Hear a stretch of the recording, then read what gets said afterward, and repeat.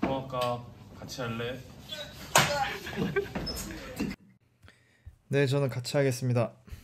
자, 반갑습니다. 수업 시간에 안내드린 대로 교과서에 있는 내용을 선생님이 요약 정리해서 이 영상을 만들 건데, 교과서에 설명이 좀 부족한 부분이 있어서 없는 내용도 들어갈 계획입니다.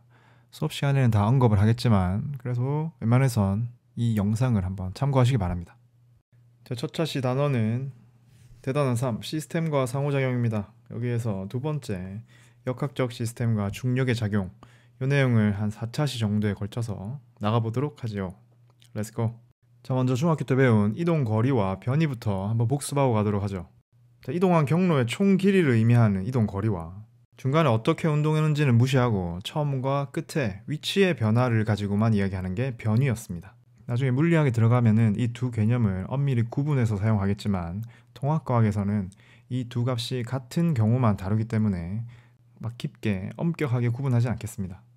자, 이 두 개념은 물체의 움직임과 관련된 물리량인데, 물체가 움직였다는 말은 얼만큼 빠르게 움직였냐가 가장 중요한 개념이기 때문에 이 이동거리 변이와 시간의 개념을 합쳐서 우리는 속력, 속도라는 개념을 만들어냅니다.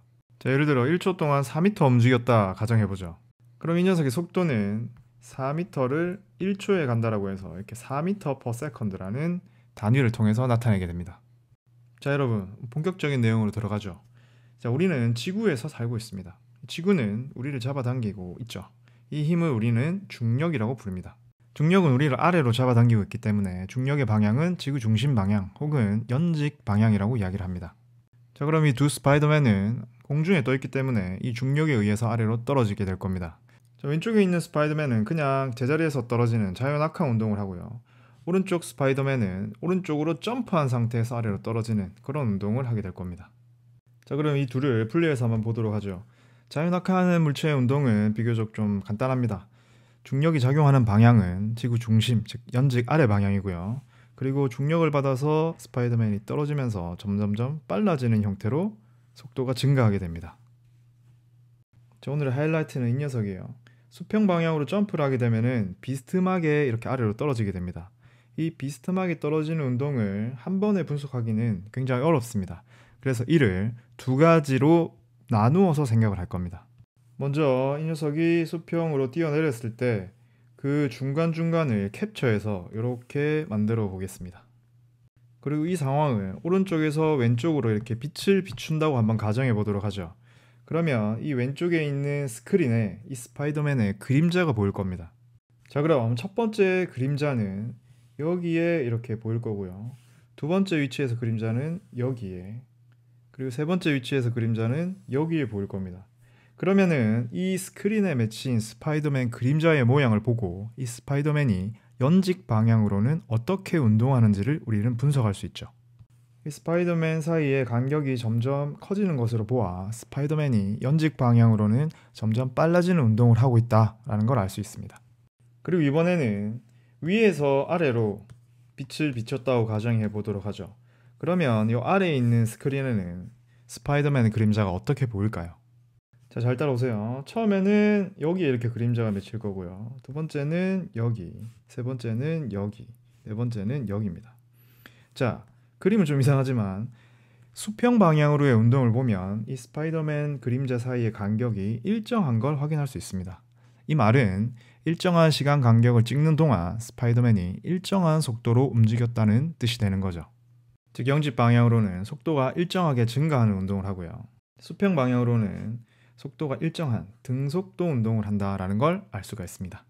자, 수평 방향으로 던진 물체가 이렇게 연직과 수평으로 나누어서 분석한다라는 거 확인한 다음 실제 데이터를 가지고 우리가 속도가 얼마만큼 증가하는지 이런 거를 어떻게 찾는지 연습을 해보도록 하겠습니다. 자, 이 표를 한번 잘 봅시다. 자, 이 표에는 연직 방향의 운동과 수평 방향의 운동을 이렇게 분석해 놓은 자료들이 들어가 있습니다. 시간이 0초일 때 연직 방향 위치는 0이고요. 즉 출발점이죠. 시간이 0.1초가 흘렀을 때 4.9cm를 이동했고요.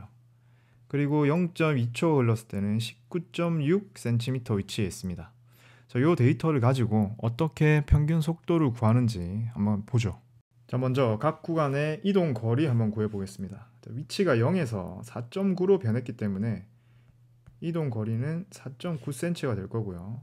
그리고 구간 두 번째에서는 4.9에서 19.6으로 위치가 변했기 때문에 14.7cm가 이동 거리고요. 나머지 구간들도 이렇게 구할 수가 있죠. 자, 그럼 이때 우리는 평균 속도를 구할 텐데, 평균 속도는 얘가 1초에 몇 cm를 가는지를 묻고 있는 겁니다. 자, 그럼 첫 번째 구간을 한번 보죠. 첫 번째 구간에서는 시간이 0.1초가 흐르는 동안 4.9cm를 갔기 때문에 1초 동안에는 그 10배인 49cm를 가게 될 겁니다. 그래서 첫 번째 구간에서의 속도는 49가 될 거고요. 두 번째 구간도 마찬가지로 0.1초 만에 14.7이 변했기 때문에 평균 속도는 147이 될 겁니다. 그럼 나머지 녀석들도 이런 식으로 구해줄 수가 있겠군요. 자, 그러면은 여기 규칙성이 있습니다. 즉 0.1초가 지날 때마다 이 녀석들의 속도는 98cm/s씩 증가한다는 걸 우리는 확인할 수가 있죠. 그래서 속도가 일정하게 점점 증가하는 운동을 하고 있다라는 걸 확인할 수 있습니다. 자, 그 다음에는 수평 방향 운동을 한번 볼까요? 수평 방향 운동은 위치가 0에서 10으로 0.1초 만에 10이 변했고요. 나머지 구간들도 똑같이 10씩 변합니다. 그러면 평균 속도는 0.1초에 10cm씩 갔기 때문에 그 10배인 100이 되는 거죠. 그래서 모든 구간에서의 평균 속도가 일정하다는 걸 알 수가 있습니다. 그러면 100cm/s로 일정하다 이렇게 쓸 수가 있겠군요. 자, 여기에서 다음 문제가 수평으로 더 강하게 던지면 공이 바닥에 닿는 데 걸리는 시간은 어떻게 변할까라고 묻습니다. 수평 방향으로 던진 물체의 운동 같은 경우에는 바닥에 닿을 때까지 운동을 하는 겁니다. 즉 연직 방향으로의 운동이 이 물체가 얼만큼 공중에 있는지를 결정을 하는 거죠. 그렇기 때문에 강하게 던지면 강하게 던질수록 수평 방향으로는 더 멀리 날아가겠지만 공중에 떠 있는 시간은 변화가 없다라는 거. 이건 수업 시간에 동영상으로 한번 확인해 보도록 하죠. 이제 다음으로는 우리는 가속도의 개념에 대해서 확인할 겁니다. 가속도는 어떤 특정한 시간 동안 이 속도가 얼만큼 바뀌었느냐, 속도의 변화량을 가지고 이야기를 하는 겁니다. 그래서 이 경우에는 속도 변화량이 각 구간마다 98cm/s로 일정합니다. 근데 이러한 변화가 시간 0.1초 만에 일어났기 때문에 가속도의 크기는 980cm/s의 제곱이 되는 거죠. 나누기 세컨드, 그리고 또 나누기 세컨드가 들어갔기 때문에 세컨드 제곱이 되고요. 센티미터로 표현이 되어 있습니다. 근데 일반적으로 이 가속도의 크기는 미터/세컨드 제곱으로 표현하기 때문에 우리가 알고 있는 9.8m/s 제곱인 형태로 이렇게 표시가 되는 거죠. 자, 여러분, 오늘 설명은 여기까지입니다.